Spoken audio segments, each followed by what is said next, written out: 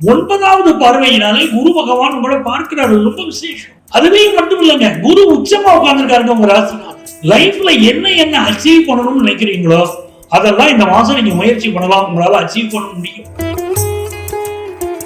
ராசிக்குள்ள சனி வக்கரம்.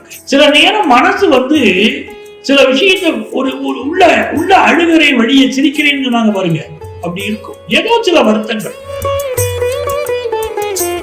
6ஆம் இடத்துல புதன், கேது, சூரியன். புதிய வேலை கிடைக்கக்கூடிய யோகம் பலருக்கு இந்த மாசம் இருக்கு. அது அரசு துறையில வேலை கிடைக்கக்கூடிய யோகம் இருக்கு, தனியார் துறையில வேலை கிடைக்கக்கூடிய யோகமும் இருக்கு.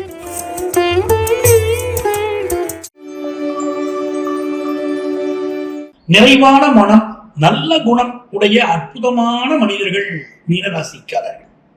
எதனால நல்ல மனிதர்கள் சொல்றோம் மீனராசிக்காரர்களை? ராசிக்கு அதிபதியே குரு.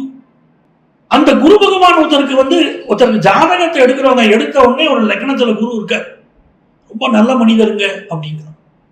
நல்ல மனிதர் அப்படின்னா அவர் தப்ப கண்டிப்பாரு, ஆனால் பிறருக்கு நன்மையை செய்வார். அதுதான் மிக முக்கியம். பிறருக்கு கெடுதல் செய்யாத மனது. இவருடைய கேரக்டர் நல்லா இருக்கும் சொல்லணும்னா ஜாதகத்துல லக்னத்துல குரு இருக்கார். இப்போ உங்களுக்கு பாருங்க, குருவுடைய பார்வை இருக்கணும். அப்ப இதெல்லாம் உங்களுக்கு ரொம்ப நன்மை. இப்போ உங்களுக்கு குரு உங்களை பார்க்கிறார். தன்னுடைய 9வது பார்வையினாலே குரு பகவான் உங்களை பார்க்கிறாரு. ரொம்ப விசேஷம். அதுவே மட்டும் இல்லைங்க, குரு உச்சமா உட்கார்ந்துருக்காருங்க உங்க ராசினால. லைஃப்ல என்ன அச்சீவ் பண்ணணும்னு நினைக்கிறீங்களோ அதெல்லாம் இந்த மாசம் நீங்க முயற்சி பண்ணலாம், உங்களால அச்சீவ் பண்ண முடியும். கல்யாணம் ஆயிடுச்சு, குழந்தை பிறப்புக்காக டாக்டரை போய் பார்க்கணும். ரொம்ப வருஷமா குழந்தை இல்லை, ஒரு மெடிக்கல் அட்வைஸ் வேணும், தாராளமா இப்ப டாக்டரை போய் நீங்க பார்க்கலாம். செயற்கை முறை கருத்தரித்தலுக்கு மருத்துவரை பார்ப்பதற்கு ஏற்ற நேரம் இது.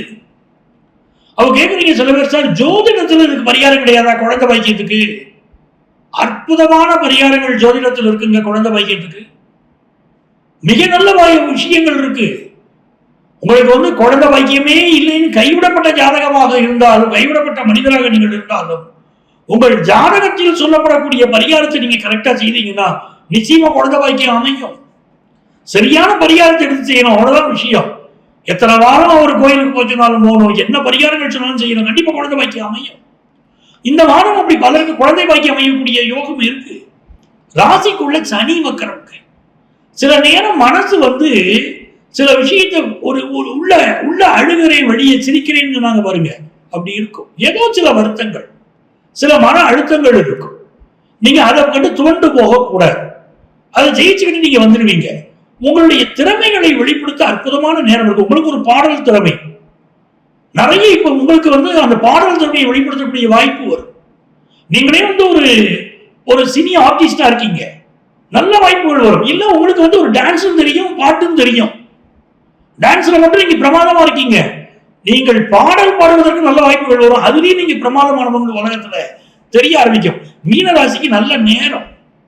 ஜென்மச்சனி இருக்கிறதுனால காலில் அடிபடுவதற்கோ உடம்பில் அடிபடுவதற்கோ வாய்ப்பு இருக்கும் போது நீங்க வீட்லயே இருக்கீங்க, யாரும் இல்லை, நான் சேரை போட்டுக்கிட்டு மேலே ஏறி ஃபேனை துடைக்கிறேன், இப்படி ஏதாவது கீழே விழுந்து அடிபடுறதுக்கெல்லாம் வாய்ப்பு இருக்கு.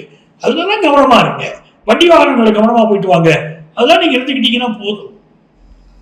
6ஆம் இடத்துல புதன், கேது, சூரியன். புதிய வேலை கிடைக்கக்கூடிய யோகம் பலருக்கு இந்த மாசம் இருக்கு. அது அரசு துறையில வேலை கிடைக்கக்கூடிய யோகம் இருக்கு, தனியார் துறையில வேலை கிடைக்கக்கூடிய யோகமும் இருக்கு.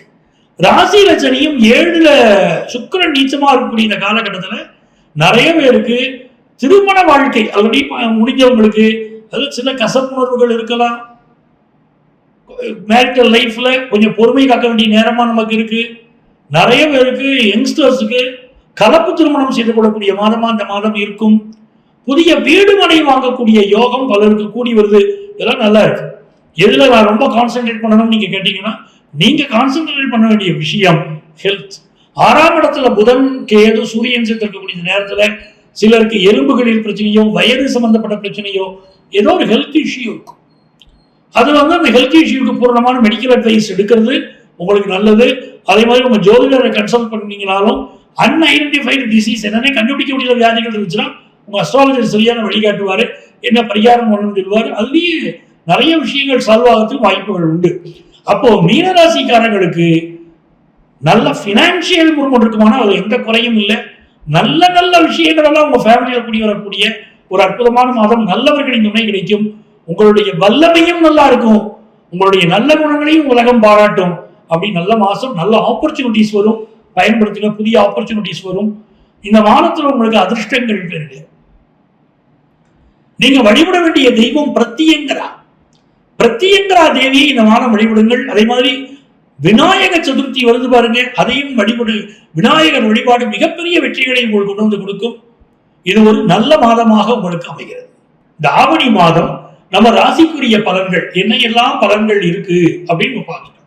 இந்த மாதம் என்ன பரிகாரம் செய்தால் நம்ம ராசிக்கு ஒரு சிறந்த பலன் கிடைக்கும் அப்படின்னு பாத்தீங்கன்னா, இந்த மாதம் மிக முக்கியமாக முருகப்பெருமான் வழிபாடு.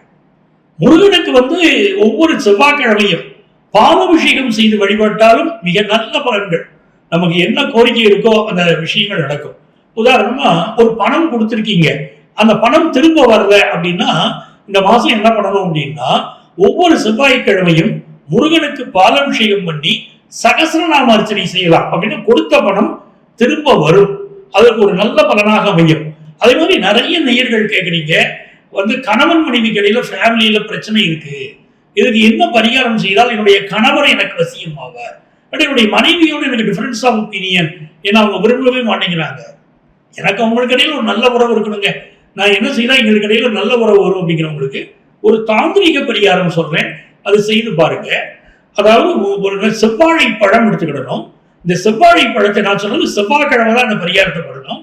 செவ்வாய்க்கிழமை என்று செவ்வாழை பழம் ஒன்று எடுத்து அதுல மிளகாய் வற்றல் காம்பு, மிளகாய் வற்றல் இருக்கு பாருங்க, அதனுடைய காம்பினால யாரை நீங்க நேசிக்கிறீங்களோ உங்க கணவர் அப்படின்னா உங்க கணவருடைய பெயரை செவ்வாழை பழத்தில் எழுதணும். தோலை உரிச்சிடணும். செவ்வாழை பழத்துடைய தோலை உரிச்சிட்டு அதனுடைய பழம் இருக்கக்கூடிய அந்த பகுதியில நீங்க உங்க கணவருடைய பெயர் அதாவது உங்களுடைய மனைவி பெயர் யார் ரொம்ப நீங்க நேசிக்கிறீங்க, ஆனா உங்களுக்கு அவங்களுக்கு இடையில ப்ராப்ளம் வருதுன்னு நினைக்கிறீங்களோ அப்போ அவங்களுடைய பேரை அதில் எழுதி அந்த செவ்வாழை பழத்தை சாப்பிடணும்.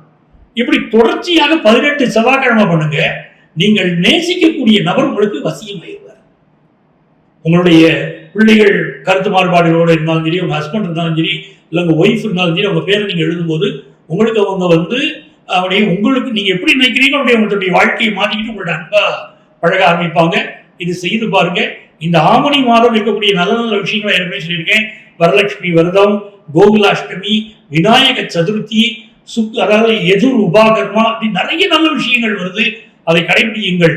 உங்கள் அத்தனை பேருக்கும் உங்கள் ஆத்மார்த்த ஜோதிடர் நங்கநல்லூர் டாக்டர் பஞ்சநாதனின் அன்பு வணக்கங்கள். எங்கள்கிட்ட நீங்க நேரடியாக ஜோதிட ஆலோசனை பெறணும்னா சென்னையில டி நகர்லயும் நங்கநல்லூர்லயும் ஆபீஸ் இருக்கு. இங்க இருக்கக்கூடிய எங்களுடைய செல்போன் நம்பரை பயன்படுத்தி பிரியர் அப்பாயின்மெண்ட் வாங்கிட்டு எங்களை நீங்க நேரடியாக மீட் பண்ணலாம். நேரம் வர முடியாதவங்களுக்கு ஆன்லைன் கன்சல்டேஷன் உண்டு. நீங்க இங்க இருக்கக்கூடிய எங்களுடைய செல்போன் நம்பர்ல உங்களுடைய பெயரும் தற்போது நீங்கள் வாழக்கூடிய ஊரின் பெயரையும் குறிப்பிட்டு ஒரு வாட்ஸ்அப் மெசேஜ் போட்டீங்கன்னா எங்க ஆபீஸ்ல இருந்து உங்களை கான்டாக்ட் பண்ணி அப்பாயின்மெண்ட் டீட்டெயில்ஸ் தருவாங்க. உங்கள் வாழ்க்கைக்கு நான் வழிகாட்ட காத்திருக்கிறேன். வாழ்க வளமுடன்.